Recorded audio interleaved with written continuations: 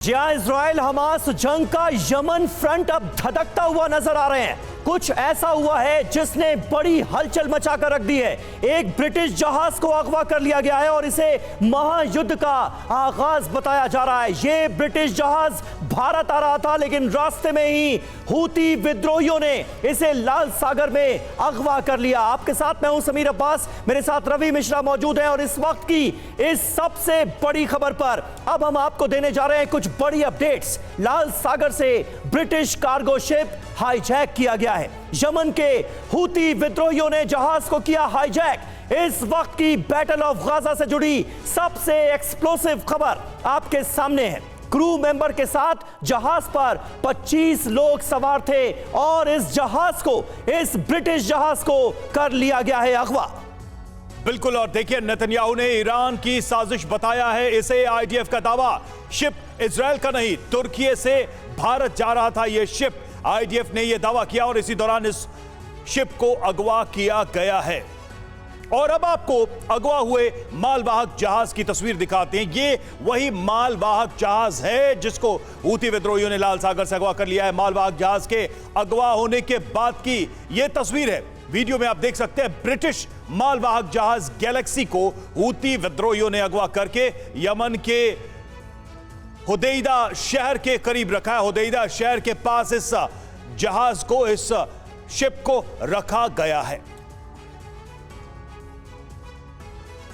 देखिए, सबसे खास बात यह है कि यमन की तरफ से कल एक बड़ी धमकी सामने आई थी और जिसमें यह कहा गया था कि इजरायली मूवमेंट पर नजर रखने के लिए कई हूती लड़ाकों को लाल सागर में तैनात किया गया और अब एक ब्रिटिश जहाज को अगवा कर लिया गया, यह समझकर कि वो इजराइल का जहाज है। यमन के हूती विद्रोहियों ने जिस कार्गो शिप को अगवा किया है उसका रजिस्ट्रेशन ब्रिटेन का है, लेकिन वो एक इजरायली अरबपति का मालवाहक जहाज बताया जा रहा है, कार्गो शिप है। इस घटना के बाद इजराइल और यमन के बीच तनाव और बढ़ गया है। यमन के हूती विद्रोही लगातार इजराइल के खिलाफ मुखर हैं। वो इजराइल पर मिसाइल भी दागते रहे, लेकिन यह विवाद आग में घी डालने का काम कर सकता है। इस पूरे विवाद में ईरान सबसे अहम फैक्टर है। ईरान हूतियों का मददगार है। कहा यह भी जा रहा है कि शिप को अगवा करने में ईरान ने हूती की मदद की है। अमेरिका भी इस पूरे मामले पर अपनी नजर बनाए हुआ है। यह बहुत बड़ा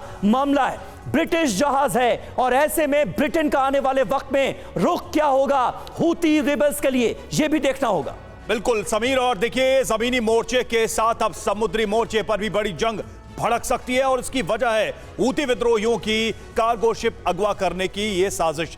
लाल सागर में हूती विद्रोहियों ने कार्गो शिप को अगवा किया, उसको अपहरण किया। हूती विद्रोहियों ने हेलीकॉप्टर से हमला कर जहाज को अगवा कर लिया है। जहाज तुर्की से भारत के लिए रवाना हुआ था, अब तक जो जानकारी सामने आई है उसको मुताबिक, और जहाज पर क्रू मेंबर्स के साथ 25 लोग सवार थे। समीर जी हां, तुर्की से इस मालवाहक जहाज को भारत आना था, इंडिया आना था, लेकिन इसे बीच में ही कर लिया गया अगवा। इस जहाज का नाम है गैलेक्सी लीडर। जहाज के ऊपर था बहामास का झंडा। जहाज का रजिस्ट्रेशन ब्रिटिश कंपनी के नाम पर है। जहाज को जापानी कंपनी ने लीज पर फिलहाल लिया हुआ है। यह एक्सक्लूसिव डिटेल इस कार्गो शिप से जुड़ी हुई TV9 भारतवर्ष को मिली है। गैलेक्सी लीडर हाईजैक हो गया है। अब इसका अंजाम युद्ध पर कैसे पड़ता हुआ आने वाले वक्त में हम देखेंगे, इस पर नजर रखनी होगी। ब्रिटिश कार्गो शिप से जुड़ी एक और बड़ी खबर आपको दे दें। यमन के हुदैदा शहर से 150 किलोमीटर दूर इसे अगवा किया गया। कार्गो शिप को यमन के हुदैदा शहर ले गए हूती विद्रोही और यह देखिए किस तरह से इस हुदैदा शहर के बिल्कुल करीब यमन के हूती विद्रोहियों ने इस कार्गो शिप को पार्क किया हुआ है। ये आप इन तस्वीरों के जरिए देख सकते हैं। अभी भी ये कार्गो शिप हूती विद्रोहियों के ही कब्जे में है। बिल्कुल, चलिए अब आपको बताते हैं कार्गो शिप का रूट क्या था और यह शिप किस रास्ते से जा रही थी और इसे कहां पर अगवा कर लिया गया।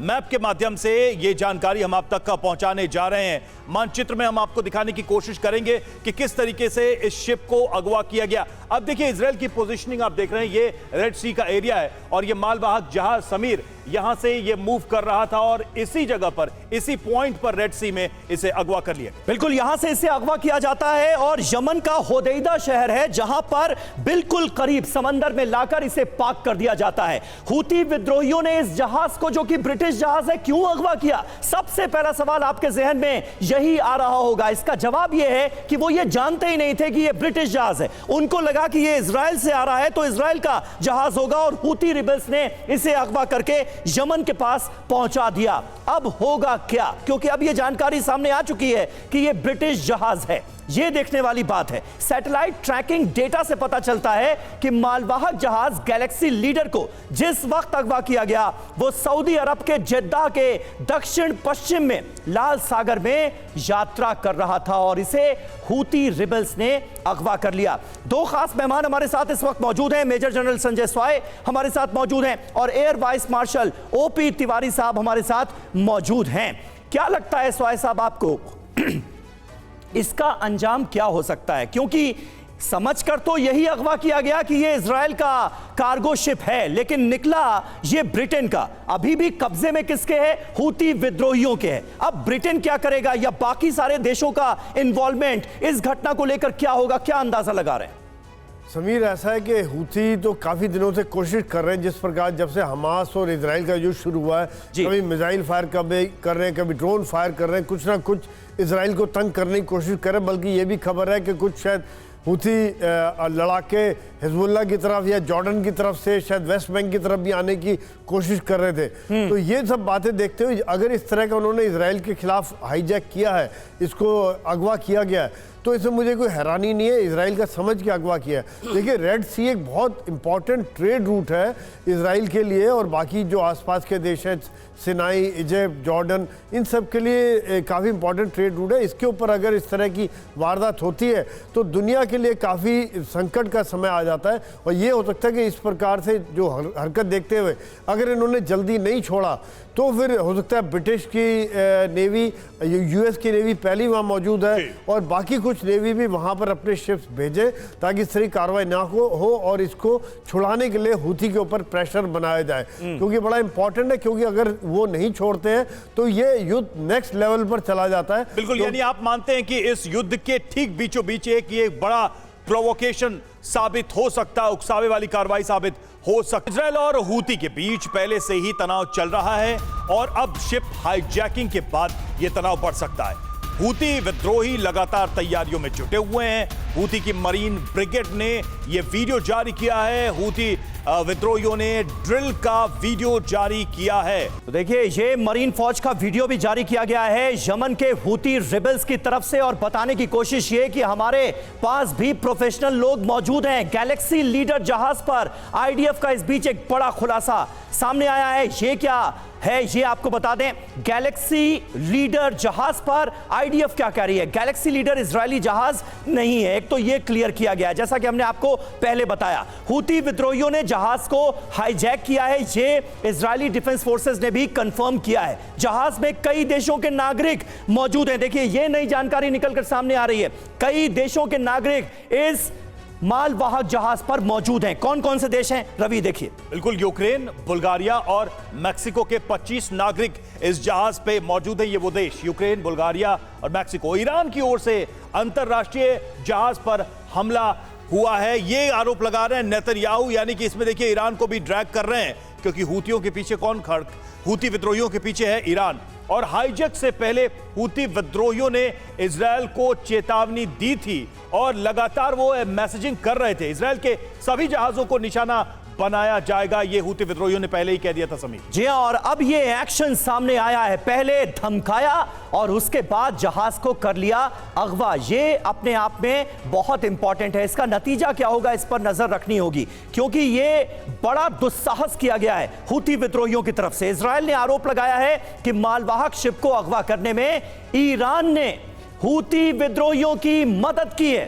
पहले भी ईरान पर हूती विद्रोहियों की मदद करने का आरोप तो लगता ही रहा है। कहा यह जाता है कि हूती विद्रोही भी ईरान के प्रॉक्सीज के तौर पर काम करते हैं। आइए आपको बताते हैं कि ईरान कैसे हूती विद्रोहियों की मदद करता है। सबसे बड़ी बात यह कि ईरान पर हूती विद्रोहियों को हथियार देने का आरोप लगता है। कहा यह जाता है कि हूती विद्रोहियों को पूरी बैकिंग है ईरान की। 2000 किलोमीटर रेंज की मिसाइल तक ईरान ने हूती रिबेल्स को दी हुई है, यह इजराइल दावा करता है। बिल्कुल, और यह भी आरोप कि ईरान हर साल अरबों डॉलर यमन को देता है। पश्चिम मीडिया के सोर्सेस से यह दावा किया जाता रहा है। खुफिया इनपुट मुहैया करवाया जाता है ईरान की तरफ से इनको, और साथ ही आधुनिक तकनीक ईरान से यमन को ट्रांसफर की जाती है, जिसका इस्तेमाल ये हूती विद्रोही करते हैं। सबसे बड़ा सवाल यही है कि क्या हूती विद्रोहियों और हिजबुल्लाह के जरिए ईरान एक बड़े जंग में कूदने की तैयारी कर रहा है? तिवारी सर, आप इसे कैसे देखते हैं? क्या ईरान वाकई में वो गलतियां करता जा रहा है जिससे ये जंग भयानक हो जाए, विश्वव्यापी हो जाए, बड़ी शक्तियां इसमें इन्वॉल्व हो जाए? रवि, इस बात से कि सहमत हूं कि मैं ईरान चाहता है कि काफ़ी शक्तियां, कई देश शामिल हों ताकि ये वॉर अगले स्टेज तक, अगले लेवल तक जा सके। ये कोशिश, इसके जो तीनों जो आतंकवादी ऑर्गेनाइजेशन है जिसका आप अभी नाम ले रहे थे, हमास, हबीबुल्लाह और ये हूती, ये तीनों का सपोर्ट तो ईरान ही दे रहा है, ईरान के ही फंड से। बट इनको फंड्स खाली ईरान से नहीं, देर आर कुछ डिसग्रंटल एलिमेंट है जो यूरोप और वेस्ट से भी आ रहा है। बिकॉज सारे टेररिस्ट ऑर्गेनाइजेशन को फ्लरिश करने में खाली बिना पैसे से, बिना फंड से तो आगे बढ़ नहीं सकते। अब ईरान इसको और थोड़ा बूस्ट कर रहा है, पहले जो सपोर्ट आ चुका था, ताकि ये आगे बढ़ सके। अब ये जो अटैक हुआ है, ये जो शिप, मैं जो हाईजैक हुआ है शिप को, ये शिप जो है, ये जो मेन ट्रेड लिंक है, ये जो स्वेज कैनाल से सबसे ज़्यादा ट्रैफिक जाता है। अगर इसमें अगर इस बात का डर पैदा हो जाए तो इवन इजिप्ट का है, मतलब इजिप्ट का मेन जो सोर्स ऑफ इनकम है वो स्वेज कैनाल और टूरिज्म के हैं। तो स्वेज कैनाल में अगर इस इंसिडेंट से अगर इनका ट्रैफिक बंद हो जाए तो इसका बहुत गलत प्रभाव पड़ेगा। इसका मतलब कि इकोनॉमिकली और देश और काफ़ी हमारा जो कैरिज ऑफ माल का कैरिज है यूरोप से, इस साइड से, वो बहुत लंबा मुझे पड़ेगा। ये समझाइए कि अब ये जहाज तो अगवा कर लिया हूती विद्रोहियों ने, अब सबसे बड़ी जिम्मेदारी हूती विद्रोहियों से इस जहाज को आजाद कराने की किसकी है? क्योंकि शक यह था कि यह इजराइल का जहाज है तो इजराइल की भी रिस्पॉन्सिबिलिटी बनती है। दूसरी तरफ आ रहा था यह भारत है, यह ब्रिटिश जहाज चला था तुर्की से। किस देश की जिम्मेदारी सबसे ज्यादा है इस वक्त? देखिए, इसमें सऊदी अरेबिया और इजिप्ट को इसमें बहुत अहम रोल प्ले करना पड़ेगा, बिकॉज ये दो देश जो अफेक्टेड है। इस तरह की जो पायरेसी एक्टिविटी थी ये यूरोप में, सोमालिया में पिछले 10 साल पहले काफ़ी हुई थी। इसका नतीजा ये हुआ था कि कई देशों की नेवी की ड्यूटी लगी थी, जो अपने वॉरशिप डिप्लॉय करते थे, इंडियन नेवी की भी लगी थी, तो वहाँ डिप्लॉयमेंट करके सुरक्षा, उस सी लिंक की सुरक्षा बढ़ाई गई। तो हो सकता है कि यही करना पड़ेगा यहाँ पर, अदरवाइज ये मालवाहक जहाज खुशी से और आसानी से नहीं आ पाएंगे। तो इनका जो फ्लो फ्री करने के लिए बाकी नेवल वॉरशिप्स का डिप्लॉयमेंट होगा जो आपस में घूमते रहते हैं। हो सकता है इनका कंसंट्रेशन इस एरिया में इनका बढ़े। ठीक है, यानी ये भी अपने आप में एक बड़ा चैलेंज होगा। फिलहाल जो आप बातें कर रहे हैं उससे तो यही लग रहा है। इस बीच देखिए, शिप हाईजैक पर जापान भी भड़का हुआ है। हूती विद्रोहियों को लेकर तनाव बढ़ता नजर आ रहा है। इस तरह की घटना किसी भी मायने में सही नहीं है, ये कहा है जापान ने। तो बहुत ही सधा हुआ बयान एक तरह से जापान की तरफ से दिया गया है, लेकिन इस पूरी घटना की निंदा की है, इसे सही नहीं करार दिया गया। और जाहिर है कौन सही कहेगा इस घटना को जिसमें एक जहाज को ही अगवा कर लिया जा रहा है। अब देखिए, इजराइल का जो रुख है वो सबसे ज्यादा आक्रामक है। फिलहाल इजराइल ने कहा है कि यमन के हूती विद्रोहियों ने कल लाल सागर के रास्ते भारत जा रहे एक कार्गो शिप का अपहरण कर लिया है। इजराइल को जब घटना की जानकारी मिली तब जहाज तुर्की के कॉर्फेज में था और भारत के पिपा वाव की ओर जा रहा था। हूती विद्रोहियों की इस करतूत के बाद आशंका जताई जा रही है कि समुद्री मोर्चे पर एक नया तनाव फैलेगा। तो कुल मिलाकर इजराइल का जो रुख है वो साफ तौर पर यह बता रहा है कि आने वाले वक्त में यमन के साथ और ज्यादा तनाव बढ़ने वाला है। बिल्कुल, और देखिए इस शिप संकट से पूरी दुनिया में सन्नाटा है। दुनिया में जारी दो बड़ी जंगों के बीच संकट कितना गंभीर है ये उसको भी समझने की कोशिश करते हैं। जहाज अगवा, सदमे में क्या दुनिया, जल्दी से कुछ बड़ी बातों पर नजर डालते हैं। समीर, आपकी तरफ से शुरुआत करेंगे। जी हां, मायने क्या है सबसे पहले ये बता दें। इजराइल यमन के बीच तनाव बढ़ेगा, जिसका मैं थोड़ी देर पहले जिक्र कर रहा था। सबसे बड़ा खतरा यमन पर संभावित हमला ईरान को उकसाएगा। यानी अगर इजराइल की तरफ से यमन को इसका जवाब दिया जाता है तो फिर ईरान भी इस जंग में कूदेगा, यमन के साथ खड़ा हो जाएगा। बिल्कुल, अब इसमें मुश्किल क्या है? ईरान जंग में कूदा तो महायुद्ध का खतरा है, क्योंकि बहुत सारे देश शायद इसी बात का इंतजार कर रहे हैं कि ईरान अगर इसमें एंटर करता है तो मजबूरन हमें भी आना पड़ेगा। अमेरिका एक बड़ा नाम है, इसमें बदलेगा क्या, इससे चेंज क्या हो जाएगा? तो मध्य पूर्व का संतुलन बिगड़ने का डर है। पूरा जो इक्वेशन है मध्य पूर्व का, मिडिल ईस्ट का, जो एक तरीके से बैलेंस, पावर बैलेंस बना हुआ है, युद्ध तो है लेकिन कोई भी बड़ी महाशक्ति युद्ध में घुस नहीं रही है, वो समीर शायद बैलेंस बिगड़ जाए इस घटना के बाद। बिल्कुल सही बात है, तनाव और बढ़ेगा, इसके पूरे आसार हैं। इस बीच जहाज संकट से कैसे मिडिल ईस्ट की स्थिति बदल सकती है, कैसे मध्य पूर्व से महायुद्ध भड़क सकता है, ये आपको समझा देते हैं, क्योंकि ये घटना कोई आम घटना नहीं है। जहाज संकट से मध्य पूर्व में भूचाल आ सकता है। जंग में फंसे इजराइल को यमन फ्रंट पर भी जंग लड़नी पड़ सकती है। हूती विद्रोहियों पर शिपिंग लेन पर मिसाइलें दागी जा सकती हैं। ड्रोन भेजने का शक पहले ही जताया जा चुका है। यानी हूती विद्रोही अभी तक तो सिर्फ धमकाते हुए नजर आ रहे थे, अटैक्स करते हुए नजर आ रहे थे, रॉकेट्स छोड़ते नजर आ रहे थे, लेकिन अब वो इससे आगे बढ़ते नजर आ रहे हैं, समंदर को सुलगाने की कोशिश कर रहे हैं। बिल्कुल समीर, और देखिए यूएस सैन्य अधिकारियों की अगवा जहाज से जुड़ी हर घटना पर, हर खबर पर नजर बनी हुई है, यानी अमेरिका की भी निगाहें हैं इस पर। 7 अक्टूबर के बाद से अमेरिकी नौसेना ने मध्य पूर्व में समुद्री ताकत अपनी बढ़ाई है, डिप्लॉयमेंट को बढ़ाया है। जहाज संकट के बाद हूती के खिलाफ एक्शन लेने के सभी विकल्प खुले हुए हैं। सूत्रों के मुताबिक ये भी जानकारी सामने आ रही है, जो बड़ी शक्तियां हैं उनके सामने ये ऑप्शंस खुले हुए हैं। इस रूट को खतरे में डालना भी एक बड़ा संकेत है या बड़ी चुनौती है बड़ी शक्तियों के लिए। संजय सोई सर, आप इसे कैसे देखते हैं? जिस रूट की हम बात कर रहे हैं, क्या उस रूट को डिसरप्ट करने, यानी सुएज कैनाल को डिसरप्ट करने की अगर ताकत हूती दिखा रहा है, बता रहा है, तो ये सिर्फ एक देश या एक कह सकते हैं कि शक्ति के सामने चैलेंज नहीं है, ये तो चुनौती उन सबको है जिनके लिए पीसफुल ट्रेड रूट था। बिल्कुल रवि, ये बहुत ही इंपॉर्टेंट ट्रेड रूट है दुनिया का और सबसे बिजी ट्रेड रूट है, और यहाँ से मतलब बिलियंस ऑफ डॉलर का सामान जाता है। और इसे जो अफेक्टेड देश है वो इजिप्ट है, इजराइल है, इसके अलावा जॉर्डन, सऊदी अरेबिया। तो यहाँ पर जो हूती की जो कार्रवाई है, इसको मैं एक आतंकवादी कार्रवाई मानूंगा, क्योंकि आतंकवादी कार्रवाई ही है कि किस प्रकार से उन्होंने शिप को अगवा कर लिया। अगवा करना मतलब कि आतंकवादी कार्रवाई है। तो यहाँ पर बाकी देश अभी इस वजह से पूरी दुनिया चिंतित है, और क्योंकि यहाँ पर इस तरह की गड़बड़ें होती हैं तो बाकी सभी देश अफेक्टेड हो जाते हैं। तो मैं ये मानता हूँ कि इसके ऊपर कड़ी कार्रवाई की जाएगी। अगर इन्होंने जल्दी नहीं छोड़ा तो सख्त से सख्त एक्शन लिया जाएगा। अमेरिका की नेवी पहले मौजूद है, इसराइल की नेवी वहाँ पर पहले मौजूद है रेड सी में, और हो सकता है बाकी नेवी की यानी कि नेटो की नेवी इसका भी और बिल्डअप वहां पर किया जाए, ताकि ये एक तो सेफ लेन बनाया जाए और हूती इस तरह की कार्रवाई ना कर पाए। और ये यहाँ पर ये देखा जाएगा कि इस तरह की होती है तो हूती को एक बहुत बड़ी चोट पहुंचेगी, जो शायद जरूरत है इस समय में, क्योंकि लगातार वो इजराइल के ऊपर हमले कर रहे हैं और वो भी एक पूरी तरह से आतंकवादी है। सऊदी अरेबिया के ऊपर भी हमले करने की पहले कोशिश की गई है। सऊदी अरेबिया पहले इसके लिए सचेत है। हूती विद्रोहियों को चोट लगने का मतलब दर्द ईरान को?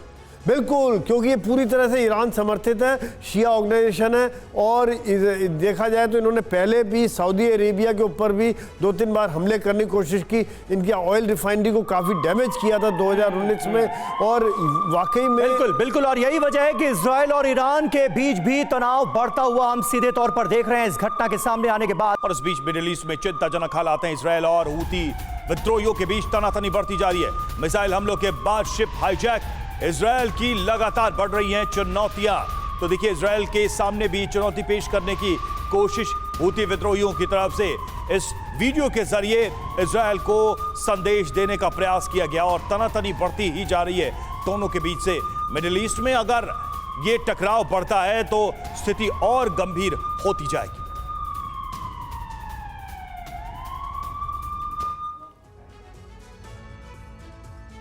और आइए अब आपको बताते हैं कि कैसे धीरे धीरे इजराइल की चुनौतियां बढ़ रही हैं। चैलेंजेस क्या हैं इजराइल के सामने इस वक्त? इजराइल के खिलाफ चौतरफा मोर्चे बंदी हो रही है।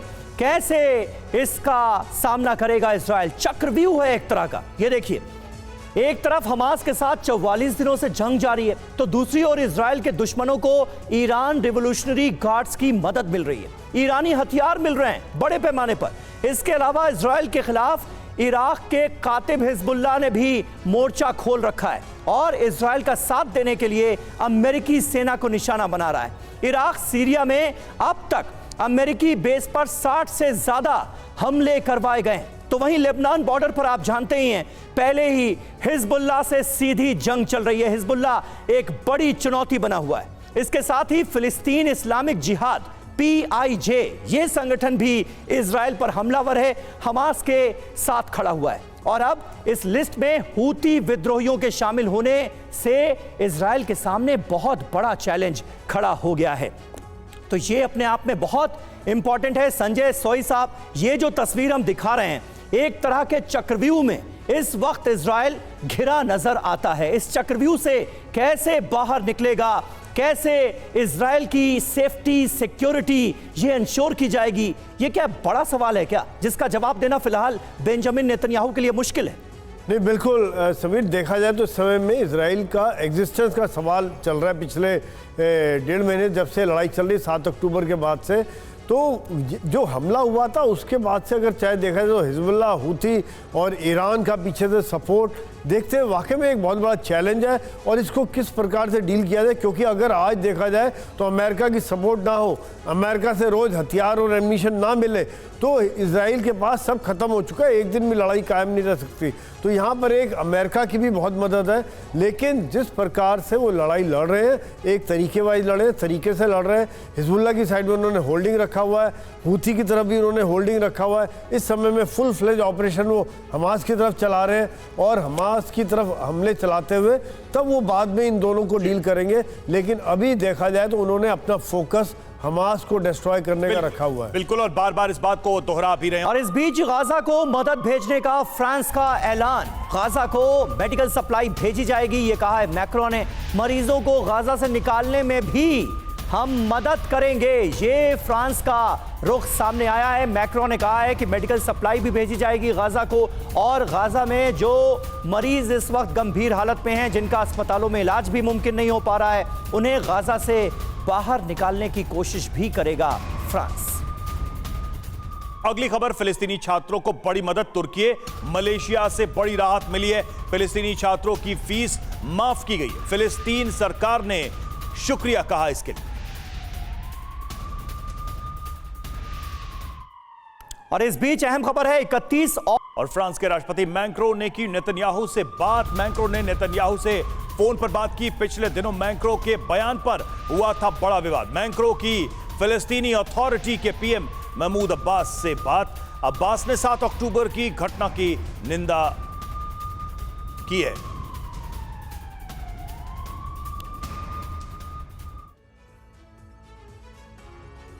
और आइए देखते हैं कि मैक्रोन और नेतन्याहू के बीच विवाद कैसे शुरू हुआ था, यह भी जरा समझिए। क्योंकि मैक्रोन क्या अपने पुराने रुख पर कायम है या फिर उन्होंने कोई यू टर्न लिया है, यह भी समझना जरूरी है। रिश्तों में गंभीर तलखी के बीच मैक्रोन और नेतन्याहू की बात हुई है, और मैक्रोन की नेतन्याहू से सुलह के तौर पर इसे देखा जा रहा है। मैक्रोन ने गाजा में नागरिकों की मौत पर दरअसल सवाल उठाए थे। जिस तरह से भारी संख्या में आम नागरिकों की जान जा रही है, उसको लेकर इजराइल को कटघरे में खड़ा किया था। गाजा में महिलाओं और बच्चों की हत्या का आरोप सीधे लगाया था इजराइल पर। बिल्कुल, और उसके बाद तल्खी बढ़ी थी। देखिए, मैक्रोन के बयान पर इजराइल का रुख बेहद सख्त था। उस समय इजराइल की कड़ी प्रतिक्रिया आई थी, यहां तक कि नेतन्याहू ने कहा था कि आगे आपको भी इसका सामना करना पड़ेगा। आतंकियों और आबादी में फर्क करने को कहा गया था नेतन्याहू की तरफ से, इजराइल की तरफ से मैक्रोन में। और मानिए, मदद का रास्ता खोलने के लिए भी मैक्रोन ने कहा था। कई सारे बयान आए थे जिस पर रिएक्शन आया था नेतन्याहू का। जी हां, अब रिश्ते सामान्य करने के लिए मैक्रोन ने यह बात की है, और इसीलिए इसे यह कहा जा रहा है कि फोन पर बात इसलिए हुई क्योंकि मैक्रोन अब बेंजामिन नेतन्याहू से सुलह करना चाहते हैं, और इसीलिए इन बातों का जिक्र इस बातचीत में किया गया। रवि, बिल्कुल, और देखिए अब इसका असर क्या होता है, इसका तो इंतजार रहेगा। लेकिन तिवारी सर, यह बात जरूर दिख रही है कि पश्चिम के देश इसको लेकर भी सतर्क हैं कि इजराइल से किसी भी कीमत पर रिश्ते खराब नहीं होने चाहिए। मानवता के लिए हमेशा बात उठाते रहे हैं, लेकिन अपना उनका इंटरेस्ट हमेशा बहुत इंपॉर्टेंट रहा है। अब जिस तरीके से फ्रांस के प्रेसिडेंट कह रहे हैं कि हम वहाँ से मरीज और लोगों को हटा लेंगे हॉस्पिटल से, और ये सारे मरीज और हॉस्पिटल खाली कर दिए गए, तो इजराइल का ऑपरेशन तो बहुत ही आसान हो जाएगा। समस्या तो यही है कि वहाँ से लोग निकल नहीं पा रहे हैं, उनको उनके जो टनल्स के जो मेन हेड्स हैं, मेन एंट्रेंस हैं, वो हॉस्पिटल्स हैं, कॉलेजेस हैं और स्कूल्स हैं बेसिकली। तो उसको अगर कैप्चर करने के लिए इजराइल को बहुत मेहनत करनी पड़ेगी, और बहुत ध्यान से चलने के बावजूद भी कई कोलेटरल डैमेज होगा, कई लोग मारे जाएंगे। अगर ये इस तरह के ऑपरेशन में फ्रांस अगर सक्सेसफुल हो जाता है कि हमास को मोटिवेट करे कि हम सारे मरीज निकाल लें और सारे वहाँ से ऑपरेशन से सारे हॉस्पिटल से कर्मचारी और मरीज निकल जाएं, तो ये हॉस्पिटल खाली हो जाएगा, तो और आसान हो जाएगा, फिर लोगों की मरने की प्रॉबिलिटी भी कम हो जाएगी। अरे ये स्टेप जो है तो मानवता के इसके खिलाफ फ्रांस ही नहीं और कई देशों को भी बोलना पड़ेगा, बिकॉज लोग तो मर रहे हैं, उनकी मानवता। और जो तमाम देश हैं वो इसको लेकर आवाज उठाते हुए भी नजर आ रहे हैं, लेकिन इजराइल ये कहता है कि अंतर्राष्ट्रीय दबाव हमारे ऊपर डालने की कोशिश जरूर की जा रही है, लेकिन उसका हमारे ऑपरेशन पर कोई असर पड़ेगा नहीं। तो ये भी वक्त पर क्लियर किया गया है। और इस बीच इजराइल युद्ध पर ईरान के विदेश मंत्री का बयान, जो भी हो रहा है उसके लिए अमेरिका जिम्मेदार है। देखिए एक बार फिर दोहराया गया है और अमेरिका को इस पूरे तनाव के लिए ठहराया गया है जिम्मेदार। यूएन में वीटो पावर से इजराइल को बचा रहा है अमेरिका, ये आरोप लगाया है ईरान ने।